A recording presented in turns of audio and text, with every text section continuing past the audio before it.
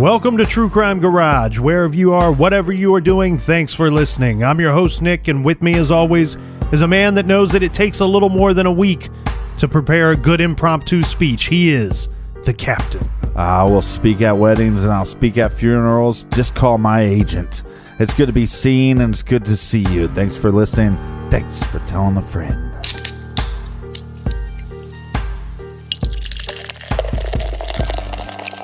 Tonight we are drinking Fat Tire Belgian White Ale by the New Belgian Brewing Company, garage grade, 3 3/4 bottle caps out of 5. This is not the first time we've drank Fat Tire in the garage, and it won't be the last. 5.2% ABV, and you can certainly taste the hints of oranges and coriander. It's a really good pick-me-up beer, and I know some people turn up a nose to this, but it's a great beer to drop an orange slice into as well. And this week's beer was brought to us by a handful of great garage listeners. First up, we have Patrick in southeastern Massachusetts. And a big shout out to Leanne in one of my favorite places to visit, Maui, Hawaii. Next, we have a long distance cheers to Stacy in Castro Valley, California. And also in California, we have Kim in Salinas, California. And from Tecumseh, Kansas, we have a big shout out to Nicole. We like your jib. And I want to give a thank you to Isabella in Chelmer, Australia. And last but not least, a big shout out to Danielle in Dayton and her mother Patty in Canton, Ohio. So thanks to everybody for filling up the fridge for this week's show. If you want to help us out with next week's beer run, go to truecrimegarage.com and click on the donate button. And check out our t-shirts on the store page at truecrimegarage.com. We're going to be working on new merchandise with, some beer mugs, some coffee mugs, some stickers, a bunch of stuff coming in 2018. And something very exciting, Captain. Most of you out there will know this already, but we have some special information. We have CrimeCon that is coming up the first weekend of May. Yes. And you can check out details at crimecon.com. And guess what? If you use our little code here, TC Garage, you can save yourself 10% on your tickets for this year's CrimeCon. Yeah, so sign up, come hang out with us. We'll be drinking at the hotel bar. Hotel, motel, Holiday Inn. Well, and if you want to save some money, make sure you use code TC Garage at crimecon.com to get your tickets for this year's CrimeCon 2018. All right, that's enough of the business. Gather around, grab a chair, grab a Fat Tire. Let's talk some true crime.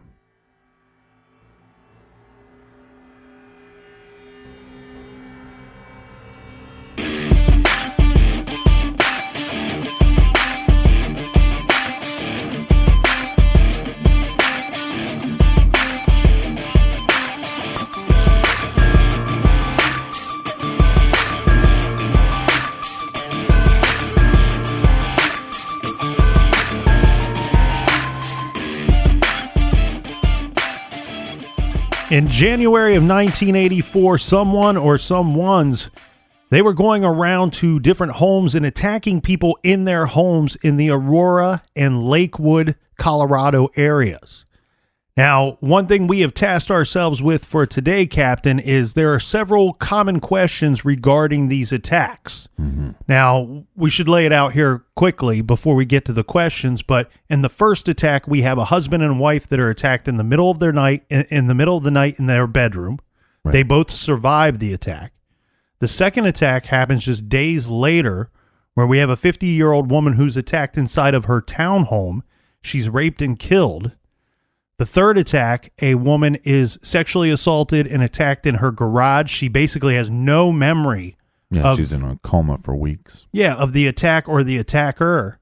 And then the final attack that we can see, the fourth attack, is the Bennett family. In the middle of the night, somebody snuck into the Bennett family home. A fight ensued between the attacker and Bruce Bennett, the father. And the attack left the father dead, the mother dead, the oldest child dead, and the youngest child was sent to the hospital who suffered horrible injuries. And it took many surgeries to try to put it so that she could try to have a normal life after this attack and having lost her family. She would eventually go on to live with her grandmother, Constance Bennett. Now, the questions that we've seen that are common to these attacks in this cold case from 1984 Colorado is, were the 4 attacks connected? And if there were no signs of forced entry, how did the intruder get into the homes of these people? How did the killer know the victims? Or if not, how did he choose these particular people or houses? What was the motive for these attacks? And the killings, the attacks and the killings ended with the Bennett family. Why? Why did the killer stop? Did the killer himself die? Or did he just stop killing? Or did he move to another state? So several things to get to here today. And I think if we can answer a lot of these questions, we might be able to have a better idea of who, in fact, perpetrated these attacks. Well, let's start with the obvious question first. Were these attacks connected? Well, that was a question that many people had speculated on for nearly 20 years. It was the thought of locals and the thought of a lot of armchair detectives that it's likely that all 4 of these attacks were connected. I mean, we have the simple fact of we can't find any sign of forced entry in any of these 4 attacks. It appears that the same weapon was used, or the same type of weapon, a hammer or something similar, was used in all 4 attacks. Correct. Where we have either a single female or a family being attacked. So the victimology is similar. The gaining entry to the home might be similar, and we also have the same weapon. So it would look that these attacks that all occurred, mind you, within the span of 13 days. In roughly the same area, and that they must be connected. Yeah, and I think because the timeline is so short, one would assume. The problem that armchair detectives have had for those 20 years, or nearly 20 years, I should say, is that the details of the cases.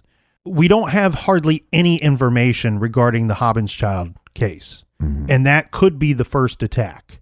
We do get some more information regarding the second attack, that's the death and murder of Patricia Smith. And then there's a ton of evidence, or a ton of information out there on the Bennett family murders. And that's the cold case that kind of resonated with the community and with the people of Colorado. That's the one that they would remind you of the anniversary of it. And if there had been any movement in that case since it had occurred in 1984. Well, out of the 4 attacks, 2 of the attacks, people survived. Well, actually, in 3 of the attacks, somebody survived, but the Bennett family case is, it's pretty much the whole family. Yeah, and in all of those attacks, we don't really have anybody that's able to describe the attacker. So if we would have had a surviving member of the family in each case describe the attacker to us, we could determine just based off of that if they were in fact connected or potentially connected. Yes, and I think I'm going to assume, and we'll probably get into this a little bit later, but I'm going to assume that they had some details about the attacker, but not enough where that they could, make a sketch or anything. The only details that I could find, and I'll give them to you now, but we'll circle back to it later, was from the first attack, from that Hobbinschild attack. There is a rumor floating around, and I want to be clear that I feel that it could be a rumor. There's information out there to suggest that Kimberly may have seen the attacker inside their home before she was hit, before she was struck over the head. And in this situation, she describes an African-American male who was, in her words, well, I can't say for certain that these are her words. That's why I want to be clear that this might be a rumor, was that she had stated that the man was well over 6 foot. And in these same reports, I've also seen the word enormous used to describe this potential attacker. But I heard he was a tall piece of shit or an enormous piece of shit. What we would later learn, like I said, nearly 20 years later, this was in 2002, that they announced, remember there was DNA collected at several of the crime scenes. The DNA of the person who murdered the Bennetts was found at the Bennett family home, as well as the person that murdered Patricia Smith in her home. Yeah. They announced in 2002 that the DNA from both of these crime scenes matched the DNA collected at the other crime scene. Right. So those 2 are at least connected. Correct. We can say with scientific proof that those 2 cases are connected. And those, in fact, involve all of the actual murders. That only leaves the other 2 cases where people were attacked, left for dead, but in fact recovered later at the hospital. Now, in those situations, there was a bloody boot print that was found in the Bennett's garage. Okay. So it was OJ? Yeah, it was O.J. Simpson. What they did was they actually cut this boot print out and saved it and preserved it for many, many years, probably still to this day. Like Bigfoot.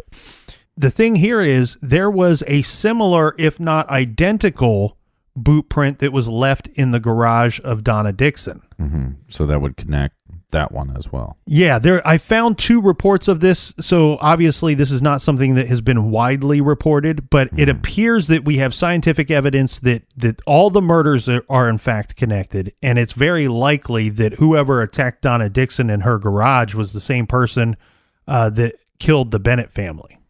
Is there any information about the first attack as far as missing items? No. There's like, because some of the other cases it will say, she had diamond rings or diamond earrings or something, and those were taken. But it seems like with the first one, there is no report of items missing. Okay, so yeah, not only is there no report of items missing, but we also have some other lack of evidence or lack of information regarding the Hobbins child attack. We don't, other than it being stated that no forced entry was used to get into the home, we don't know how, we don't know how they either determined that or B, the way that this person gained entry. Mm-hmm. What we do know is that the 2 victims were sleeping in their bedrooms. Mm-hmm. So they didn't answer the door. We can gather that much. As you stated, we don't know if there was anything taken from the home. We don't know if Kimberly was sexually assaulted like some of the other females were in other attacks. Right. Doesn't mean she wasn't. It just wasn't reported. Correct. And we don't know how much of if there was any struggle at all before the actual attacks occurred. So what we heard in the first trailer there where I'm describing the actual attack, a bit of that is dramatized, okay, because there is no information. The information that's received that I have found would suggest that they were in their bedroom sleeping when the attack occurred. This makes me question if Kimberly, in fact, even would have seen the attacker at all. Right. It makes me question that, was she struck before she could have had the opportunity to see him? Or was the room dark enough that she couldn't make anything out regarding this person before she was struck over the head? You're talking about she was either struck over the head before she had the opportunity to open her eyes or immediately after doing so.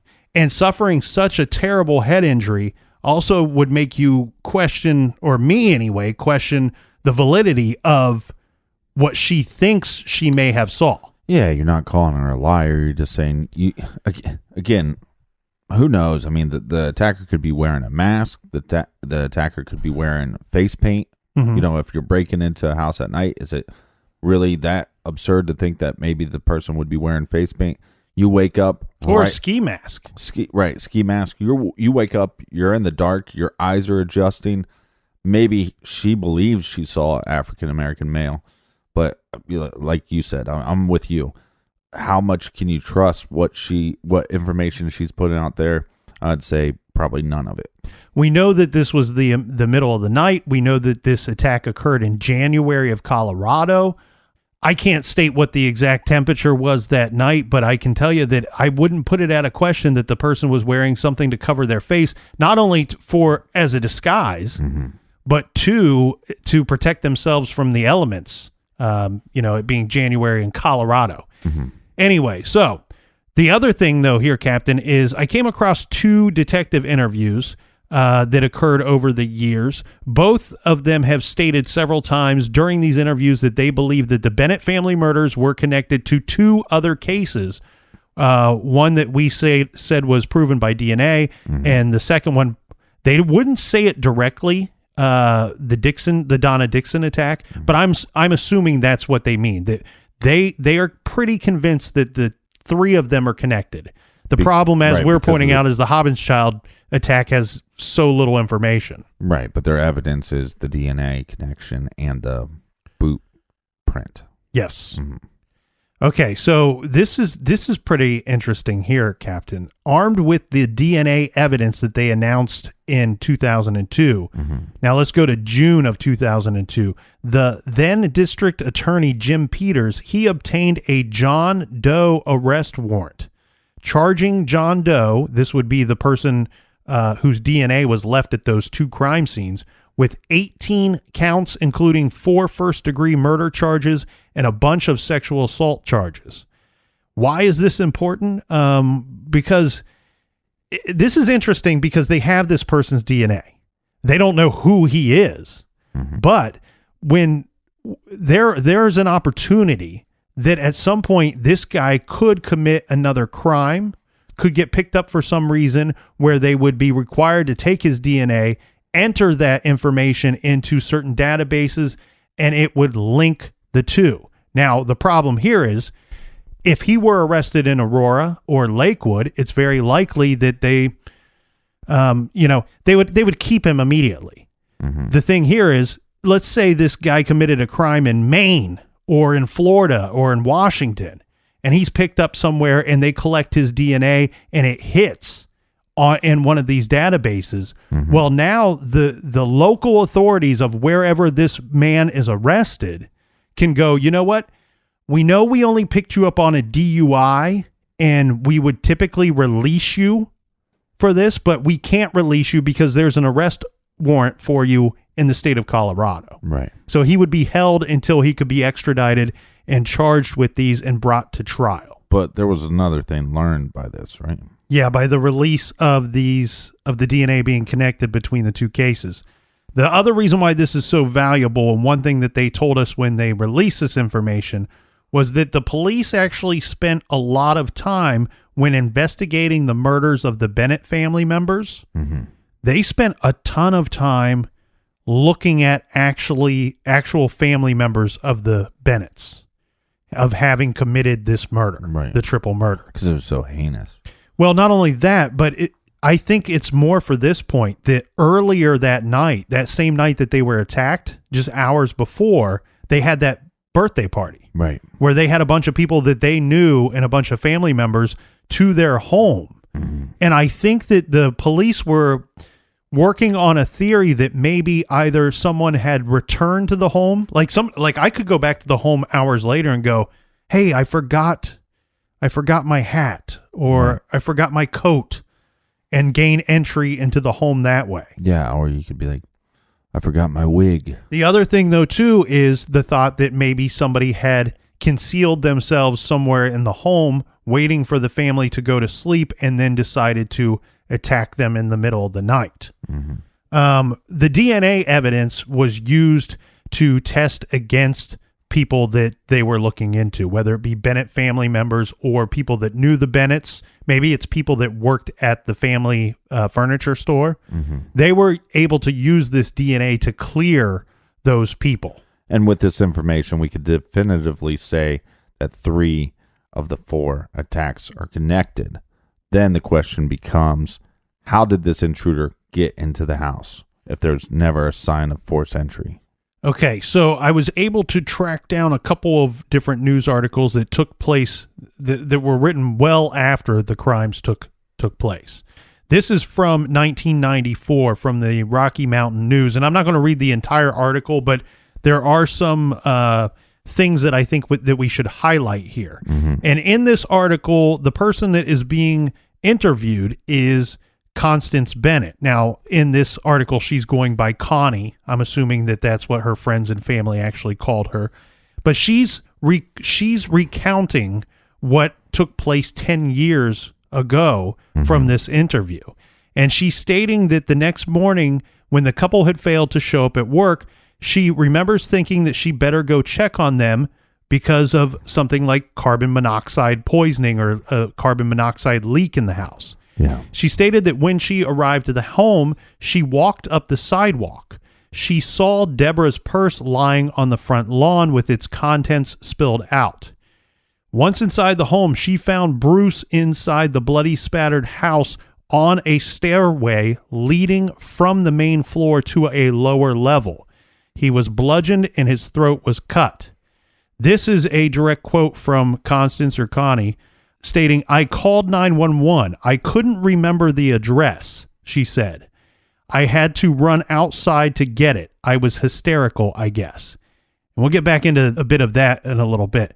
But the other thing that she states here is she says after she called 911, the important information here is that she says 10 years after the attack, "I believe whoever committed this crime crept through the unlocked garage door in the quiet darkness, maybe on a mission to kill, could have been looking for money, maybe high on drugs." And she states that she doesn't think that it was anyone who knew the Bennetts. Now, I took this information, then I looked at this other article that was found from the Denver Post in September of 2003.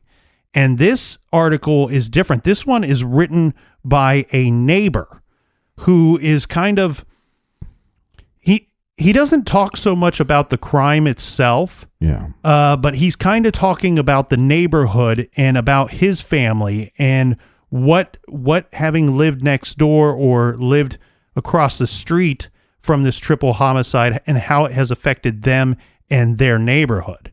And he's stating, that ever since that day, this guy and his family are dog people. They always own dogs before the attacks. Good people.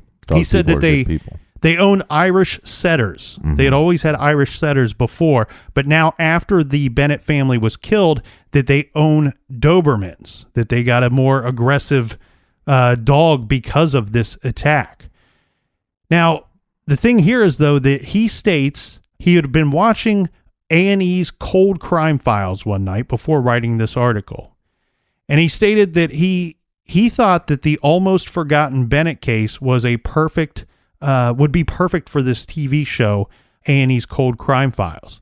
So he was kind of thinking back and reflecting on what he remembers of the crime in that night. And he says, "The memory of that night was burnt in my mind. The garage door was open all night. He died of a slit throat. His wife and daughter were bludgeoned to death. Little Vanessa survived." So, in the case of the Bennett family, we have the mother speculating that the killer entered through the unlocked door from the garage. Mm-hmm. Nowhere in that article does she state that the garage door was open when she arrived at the scene. However, we have a neighbor stating that memory's burnt in my mind. The garage door was open all night.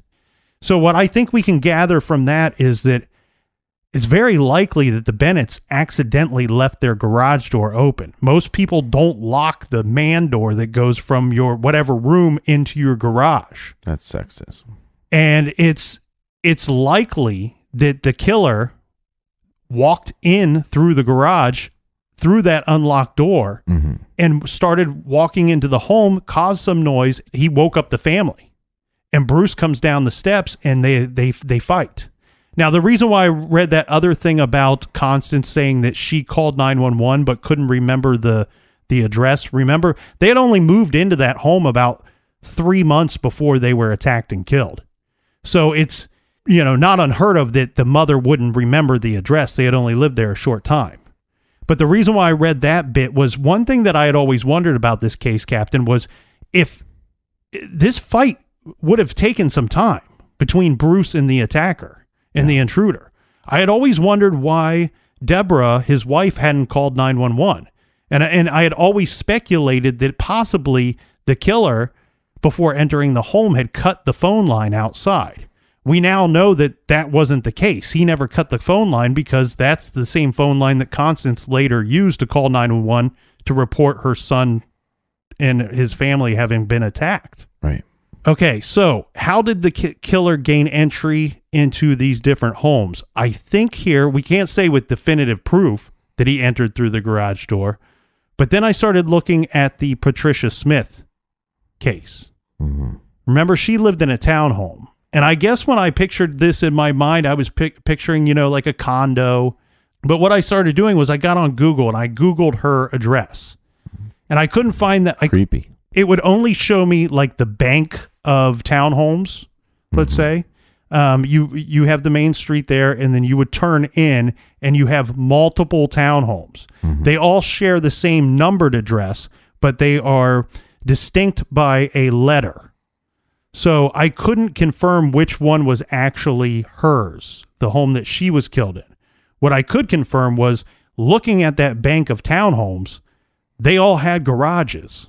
I just assumed her home never had a garage because her daughter describes pulling up and seeing her mother's car outside, parked outside. Right.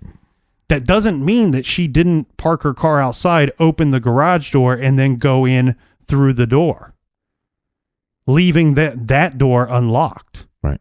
And again, she could have heard her attacker come into the home. She goes downstairs to investigate, or she's still upstairs by the time he gets upstairs to attack her.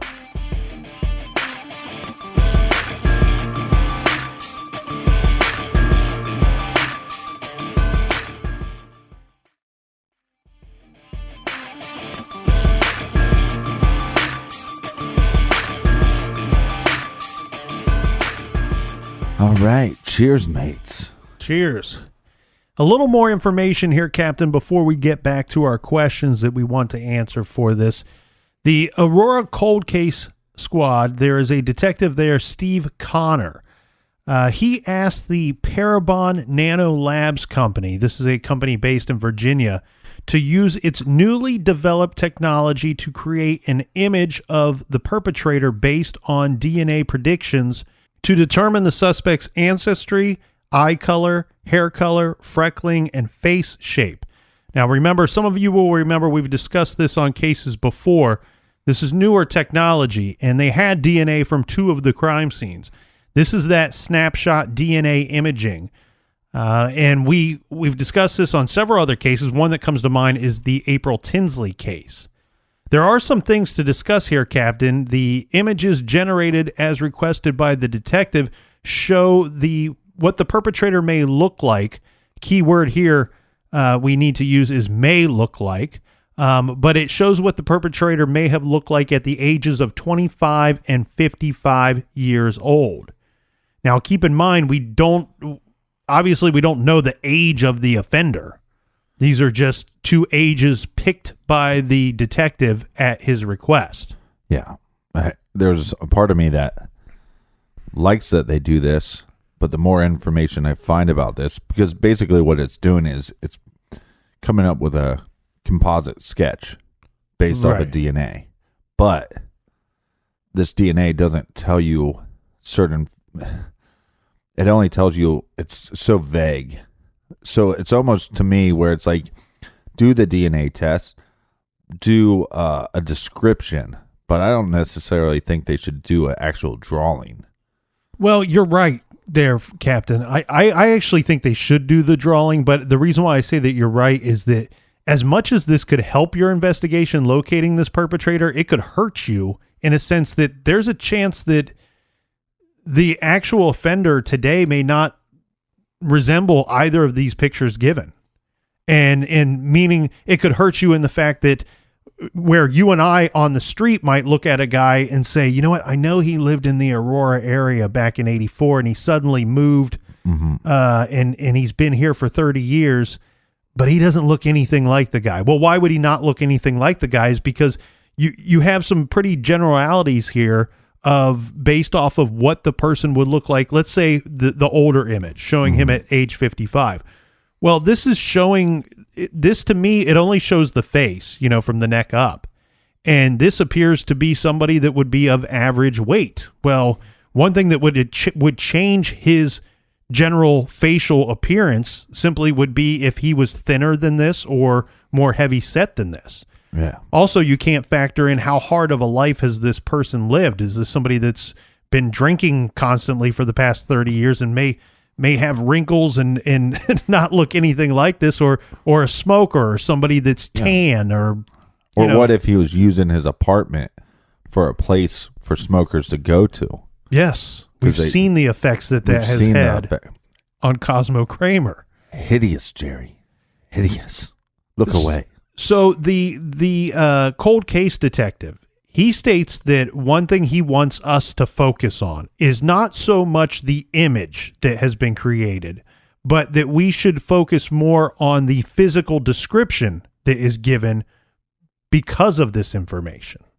And stating that we're looking at a Caucasian person. This is somebody that would be believed to have the ancestry of Northern and or Central European ancestry. They have fair to very fair skin color. Mm-hmm. Eye color would be green or blue eyes. Hair color would be brown or blonde hair, and would have few to some freckles. So obviously we can't figure out how tall the person is, how much they may weigh, what kind of lifestyle choices that they've made since then that could change their appearance in some different ways. Talking about Colorado and talking about this snapshot DNA, I did see one where Colorado used this technology to create an image of somebody. And this was a person that I believe he was guilty of a couple of rapes and had moved away. And somebody saw the image of this person and sure enough made the right phone call. And this guy was picked up and they were able to determine that it was in fact him. The funny thing here, well, not the funny thing, but the thing here, Captain, is the guy, he did look almost exactly like the image, which was... So maybe I should take back my... No, I don't think so. I think it's right to have a little bit of concern. We've seen it used in several cases. I've only seen one case where it's actually led to the apprehension of the actual individual. And this is why I said that I think they had some evidence that this murderer was Caucasian. Okay. Because, one of the things that Steve Connor said was this gave us proof that they were Caucasian. Oh, that they had some thought that this was a Caucasian male, and then this DNA evidence proved that thought. And I kind of wondered, maybe it could have just been a speculation, obviously, but he said that now we have definitive evidence. And so, again, that makes me feel like they knew something beforehand. Where it makes you wonder, had somebody seen something? Was there some kind of eyewitness that saw somebody fleeing the scene? Mm-hmm. Or did somebody see possibly maybe another motorist happen to see somebody driving or tailing Donna Dixon in a car behind her, and it was all I can tell you was it was a white guy. Or one of the people that survived, later said, hey, I believe it was a white guy. Possibly. The interesting thing here is we can only speculate as far as with the survivors go. So according to the information we have that was reported in the papers and the media, the 3-year-old that survived, she has no recollection of the attack. Now, is that simply that police said, you know what? We're going to state that in the media so that this guy doesn't come out of the woodwork and come looking for the lone survivor of the Bennett family attack. Right. She's a minor. We also have Donna Dixon. Could be the same thing. They could be protecting her. I have heard one of the detectives say in an interview that Donna Dixon has no recollection of the attack. As far as Donna Dixon knows, she got out of her car, and next thing she knows, she woke up a week later in a hospital bed and has no clue what happened.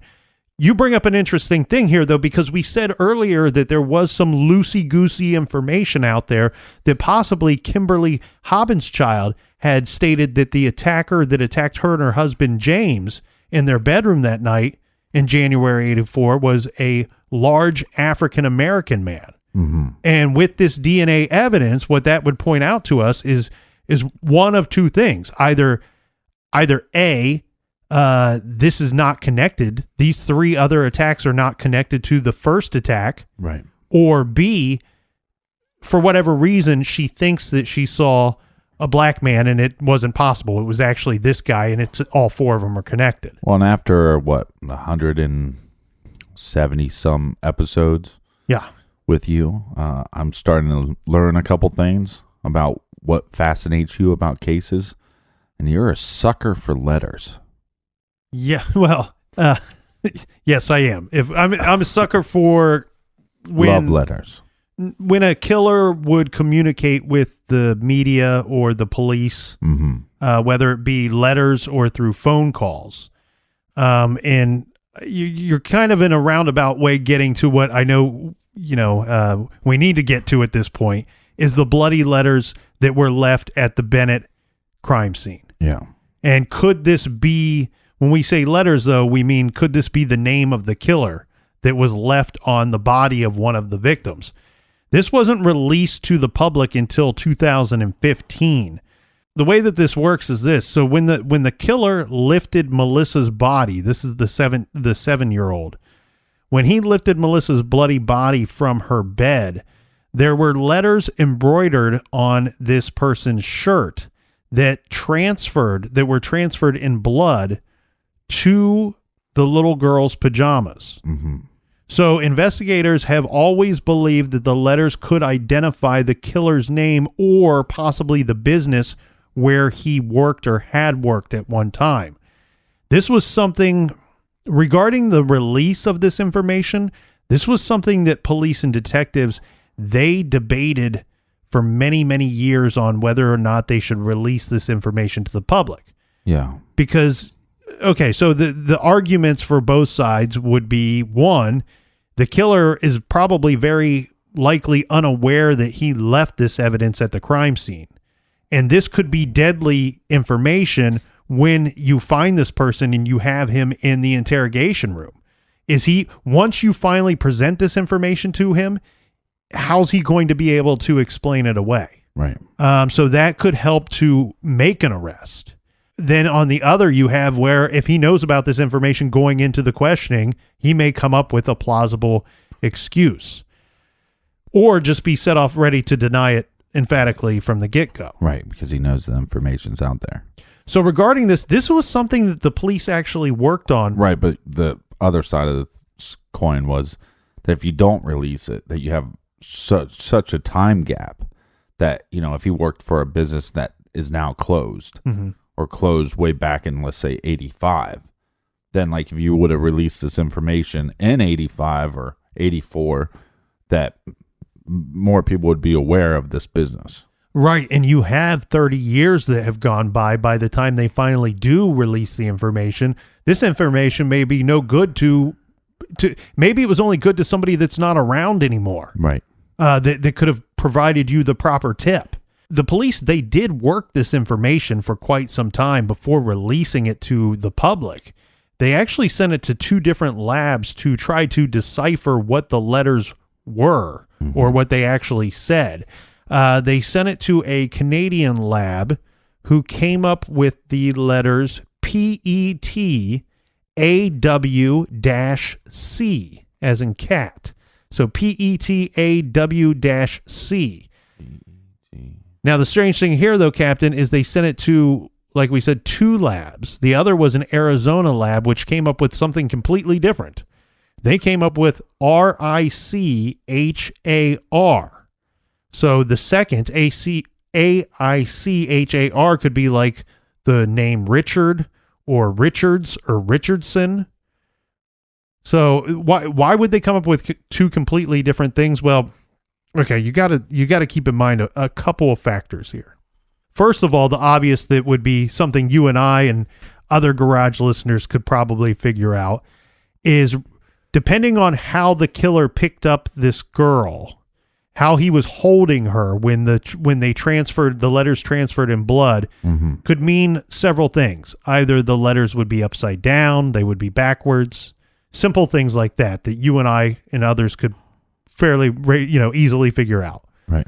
The other issue, though, too, is think about how this is not like you're taking a stamp, something you dip in ink and then stamping it onto a piece of paper and it dries immediately and it stays there. No, this is something that blood-soaked clothing the victim is wearing, potentially blood-soaked clothing that the killer is wearing as well.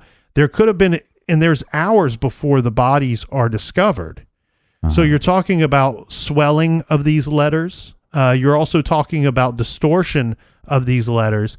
And from the reports that I have been able to find that talk about the details of this actual layout of these letters would describe that the way that her pajamas were at the time that they believed that those letters transferred to her clothing was that there would have been folds on those pajamas. Right. Not only just folds, but you're going to have also a situation where he might have picked up the victim, pressed his body against her, released her a little bit, pressed his body against her again. See what I'm saying? Or moved her, friction. Right. So the first time if you press your body against, and then when you release, if then her pajamas fold in a different manner, this is why there could be such confusion.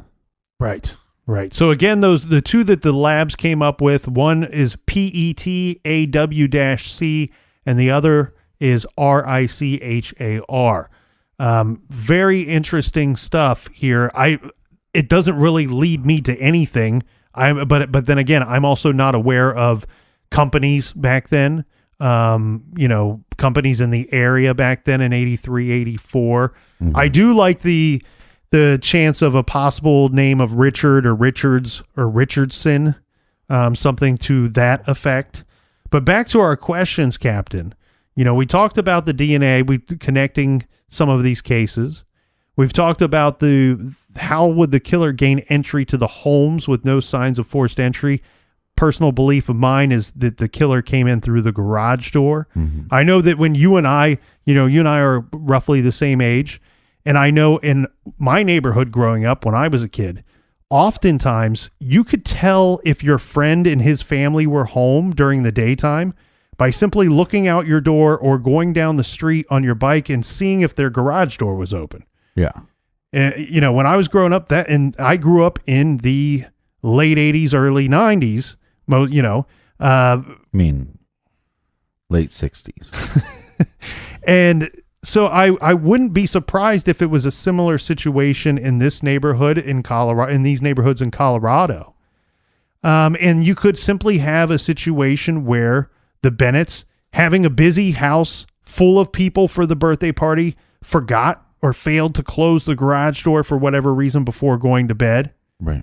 Well, and it's a good possibility that, we're having this little birthday party for our daughter, and we're having some friends and family over, and we're drinking a little bit. And then you get your kids to bed, and maybe the husband, passed out on the couch or whatever. Personally, I believe, and it's just my speculation, but I believe that would be the case with the Hobbinschild case as well, where the killer slipped in through the garage into the locked door and then crept up into their bedroom in the middle of the night. Yeah. Now, the next question we have to address, Captain, would be, did the killer know his victims? And if not, why did he choose these particular people or houses? And I guess you can throw in with that question, what is his motive? Yeah, I think you could. For me, anyway, my answer is pretty much this. I don't think that this guy knew his victims at all. I think that these were probably crimes of opportunity. I think this guy was hell-bent on rape and murder. So when we talk about motive, let's first jump to motive. I think this guy was hell-bent on rape and murder. I think that's what I see here. Right. I don't think he snuck into the Bennett home for any other reason. He wasn't there to steal anything. He was there to attack whoever was in that home. I don't think he knew who was there. Right, and you're saying it's a crime of opportunity because if their garage door was open, then it could be as simple as this guy's trolling neighborhoods. Oh, that garage door's open. Yeah. Let me go in there. He goes out at 2, 3 in the morning under the cover of darkness, finds a home that happened to leave their garage door open. And here's the thing. I would, maybe, that theory could be proved wrong, whether these garage doors were left open or not. I think there's evidence to point that they were, in fact, open. Therefore, to me, for a victim that he wanted to target to happen to leave their garage door open, the probability of that is crazy. You can't even start to think about those numbers. So this, to me, is a crime of opportunity. How does this carry over to Patricia Smith and to Donna Dixon? I think he saw those two driving. We know they were both returning to their home shortly before both attacks occurred. Yeah, so he'd be out trolling, for maybe possible situations later in the day, and he just sees these females. Yeah, and I mean, they're attractive ladies that are driving. They're returning to their home, both brunettes. I don't know if he had a type or not. It's tough to say that he had a type when I'm also saying that he just picked houses because they happened to leave garage doors open. Well, but with two of the victims, he saw them driving. Yeah. And I think that it's just that simple. I think this guy, I mean, you're talking about if it was in fact the same guy. We know 3 of the attacks were, but let's lump in the 4th one. Well, right. But what I'm arguing is that you could kind of say that maybe he does have a type because he saw these two females driving, and he didn't. I mean, he probably saw multiple females driving. Oh, I get what you're saying. He chose these two. He chose to follow those two. Yeah, and they look similar. I mean, one's a little older, but they do look similar. And the reason why I pick the motive is, and I know it seems like I'm kind of not giving a great answer here for motive, but I don't think it's crazy to suggest that this guy was just hell-bent on murder and rape. You're talking about 4 attacks in the course of 13 days. That is somebody that has already spiraled out of control. This is somebody that is attacking at a frequency that is unheard of. Well, and this kind of answers the next question, why were some attacks, during the day and some at night?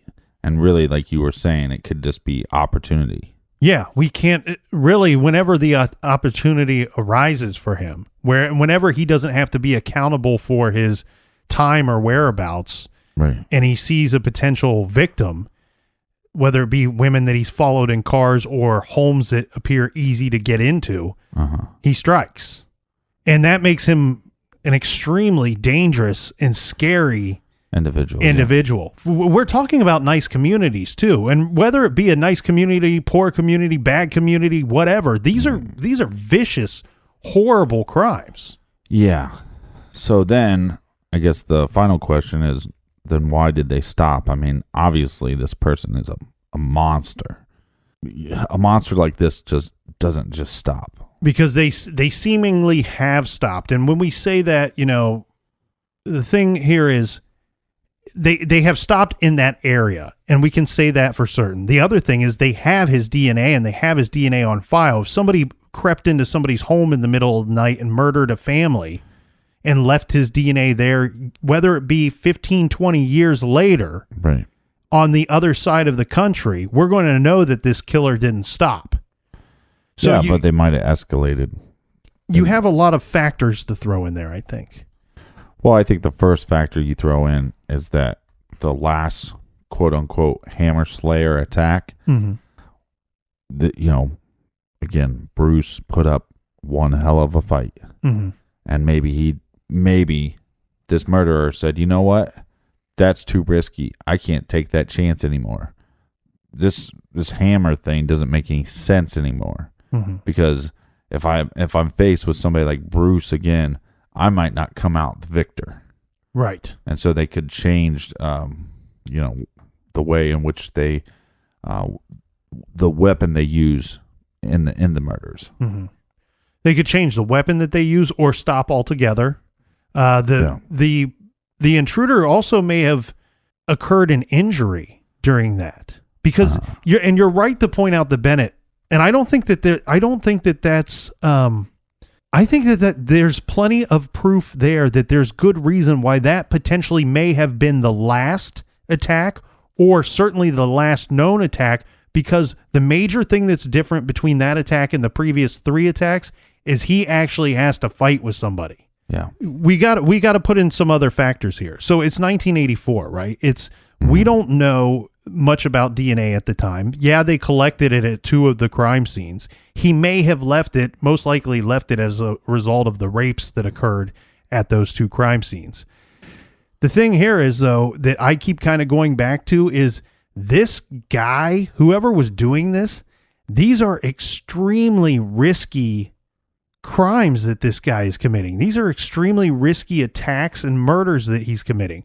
We have 2 where he enters a home in the middle of the night and presumably doesn't know what's on this other side of that door. Yeah. He doesn't know how many people were in the home, doesn't know if there's dogs in the home, to our knowledge. I would consider that an extremely risky event. The other thing is the other two crimes happened during the daytime. One where he attacks a woman in her garage. Yeah, she may have arrived at home by herself, but you don't know if there's somebody inside that home. Right. Same with Patricia Smith, who came home. She happened to come home by herself, and there happened to be nobody inside the home. I think what may have occurred here, and this is pure speculation on my part, but I think that Bruce, God bless him, I think he injured this guy in some manner during the fight that took place in the Bennett household. Yeah.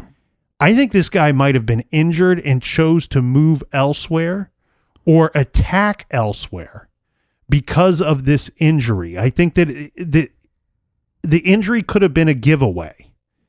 I think this guy was actually either apprehended or killed at another attempted murder scene later. Yeah, because chances are he's breaking into places, so he could have broken into a place, had the cops called, he went to jail for burglary or breaking and entering. They didn't know he was a murderer. But also, during this time period, they didn't collect DNA. So if you're arrested now, they're going to collect DNA, put you on file. Mm-hmm. But this is before this mandate, so he would have to have been arrested before that mandate. Mm-hmm. Now, did he get out and just kind of stop? Who knows? I would say that somebody like this kind of monster is probably not going to stop. The other question here, too, is, it seems like his motivation was, sexual in nature. So was there an opportunity? The garage door's open. He goes in, struggles, has this fight, and then there's kids involved. And is that just enough for this monster to come back after the attack, know that his time is running out, and maybe with these kids involved, decides to take his own life? That's a possibility as well. Yeah, I think you're right. I think suicide, maybe, like I said, I believe it's a person that's already spiraled out of control before some of these attacks occurred. Right. Yeah, suicide could be very likely. Again, I think that if he didn't kill himself, that you're looking at a situation where the frequency of these attacks, I wouldn't expect him to stop. I would expect him to continue to attack, and probably fairly soon. Maybe probably because escalate more. Well, maybe because of the injury that I believe may have occurred at the Bennett house, that he took some time off, let's say, to recover. I think that for somebody, a little psychological thing here that I would throw in is somebody willing to enter a home and that does not know what's going on in that home or who is in that home or what weapons that the members of that family may have. This might be somebody that's very confident in their physical ability. And when they sustain an injury, they may be limited in the sense where they, temporarily, are not confident in their physical ability. They take some time off and then attempt another one of these high-risk crimes by entering someone's home or attacking someone in broad daylight in another location, and the police didn't connect the two. And maybe he went off and spent some time in prison, and maybe it was a lengthy prison sentence. Mm-hmm. By the time he gets out, he's no longer confident in his physical ability because he's older, or maybe some injuries occurred while in prison, or maybe he passed away during that prison sentence. Yeah. All kinds of factors here. I think the only thing that we have to go off of is a couple things. One, the letters, the bloody letters. So I would say anybody that's listening to this case that is from that area, from Lakewood or Aurora. Or Denver. Maybe this guy worked in Denver and traveled to these areas to attack. But think about this. Round 84. Did a family member of yours commit suicide? Did a family member of yours go away for a time period? Maybe passed away in jail. Or maybe one was sick and passed away. Mm-hmm. But maybe this family member or a friend of a friend was a little kind of shady. Do these letters, do you want to go over those letters again real quick? Do they mean anything to anybody out there listening? And the first guess was PETAW-C. And the next set of letters was RICHAR. And anyone with information should contact the Aurora Police Detectives at 303-739-6106 or the Lakewood Police Cold Case Hotline at 303-987-7474.